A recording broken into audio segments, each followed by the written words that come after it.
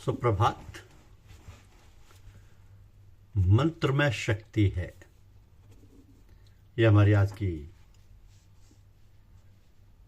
आध्यात्मिक चर्चा का विषय। मंत्र में शक्ति है। मंत्र का जाप करें, अपने मन में ये भाव और निश्चय लें कि मंत्र में शक्ति है, और जिस मंत्र की आराधना करते हैं वह शक्ति धाम से ही अवतरित होता है, इसलिए इसमें शक्ति है। तो ये मंत्र चैतन्य है। यह भले ही स्याही के साथ कागज पर लिखा हुआ है, किंतु इसमें भावना बहुत है और यह चैतन्य है। तो शास्त्र जानने वालों को मंत्र का निश्चय होता है, इसका बड़ा प्रभाव होगा। मंत्र देवताओं की काया है, उन्हीं से यह प्रकट होता है। मंत्र का दृश्य जो देव का शरीर है, देव उसमें ही निवास करता है और उसमें प्रकट होता है। तो ना जानने वाले व्यक्तियों के पास युक्ति होती है, किंतु उसका बल नहीं होता।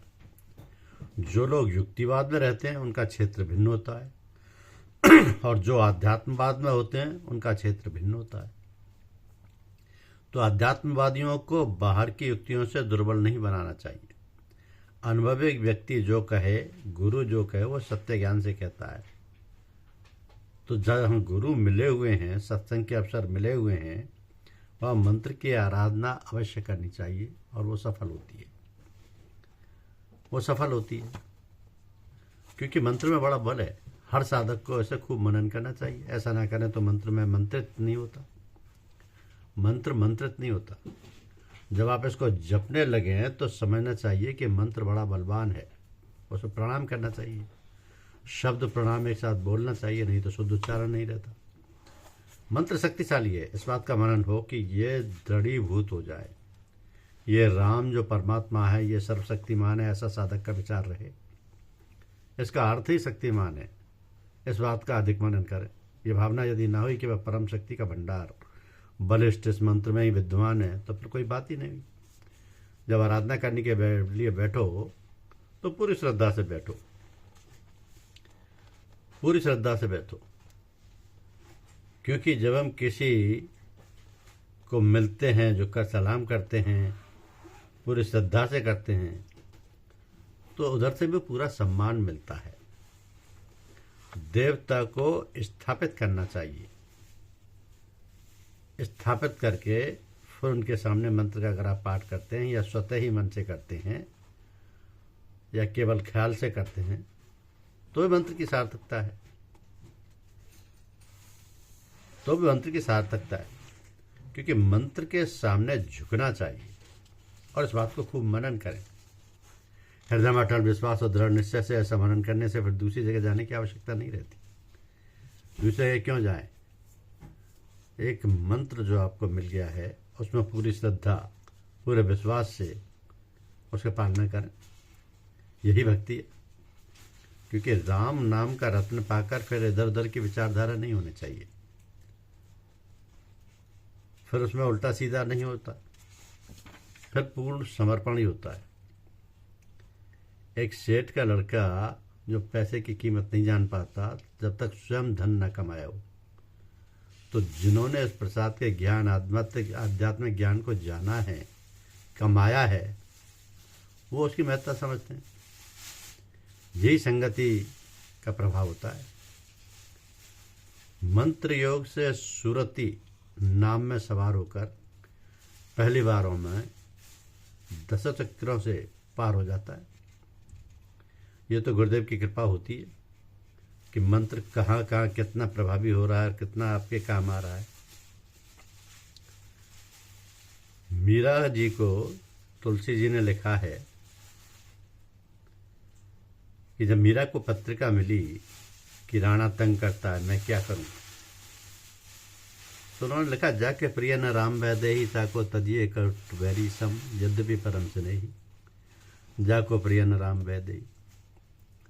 तो भगवान का भक्त तो वही होता है जो इस प्रकार सोचता है। जो राम भगवान का भक्त नहीं है, उसको तज दीजिए। भगवान की बड़ी कृपा होती है। अनन्य भक्ति इसी को कहते हैं, क्योंकि जहाँ आपके हम ख्याल, आपकी भावना के लोग आपके साथ नहीं हैं, तो उनका साथ आपके लिए आनंददायक नहीं है, लाभदायक नहीं है। भगवान में अनन्य भाव यदि हो तो उद्धार हो ही गया। मरने से बचने की चिंता की कोई बात नहीं है। भगवान का वचन है कि भक्त को विश्वास दिलाया कि प्रमाणिक वचन भगवान के विश्वसनीय हैं। फिर संदेह की बात इस बात में आती ही नहीं, फिर तो पूर्ण समर्पण ही रह जाता है। आत्मशक्ति जागने तथा भगवत कृपा अवतीर्ण होने के ये लक्षण हैं कि प्रभु में इतना ध्यान लग जाता है, इतना ध्यान लग जाता है कि हम स्वयं को ही खोते चले जाते हैं। फिर स्वयं का ही ध्यान नहीं रखता। साधना लगन से करनी चाहिए। ऐसी भावना लानी चाहिए कि जो साधन मुझे प्राप्त हुआ है वो बड़ा उत्तम है। नित्य प्रति नियम से कुछ स्वाध्याय करते रहना चाहिए। जिस साधक की भावना दृढ़ हो उसकी शक्ति पहले दिन ही मूलाधार से उठकर सहस्त्रार तक पहुंच जाती है। किसी किसी साधक में शक्ति की गति बहुत तेज हो जाती है और कई अवस्थाएं बीच की छूट जाती हैं और साधक ये समझने लग जाता है कि मुझे ये प्राप्त नहीं हुआ, वो प्राप्त नहीं हुआ। पर उसको भटकना नहीं चाहिए, क्योंकि ये सिद्धियां जो भी प्राप्त होती हैं ये रास्ते के भटकाव हैं, इनमें नहीं अटकना चाहिए।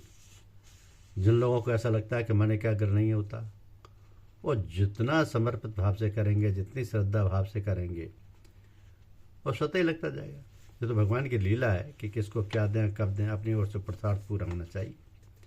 जप करने वालों का अनुभव है कि 1 करोड़ जप करने से तो मन कैसा ही शांत क्या ना हो, अपने आप शांत हो जाता है।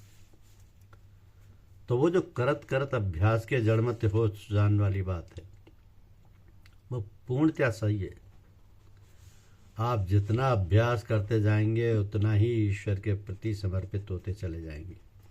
आपको भगवान की प्रीति का परिचय मिलता रहेगा, क्योंकि भगवान तो भक्ति के कायल हैं, भक्त के अधीन हैं। भगवान भक्त के अधीन हैं। कहा जाता है कि भगवान तो भक्त के पीछे पीछे भागते हैं। जब तक आपका समर्पण है, जब तक आपकी श्रद्धा है, जब तक आपका पूर्ण विश्वास है, भगवान आपसे दूर नहीं। धन्यवाद। YouTube चैनल को लाइक और सब्सक्राइब अवश्य कीजिए। शुक्रिया।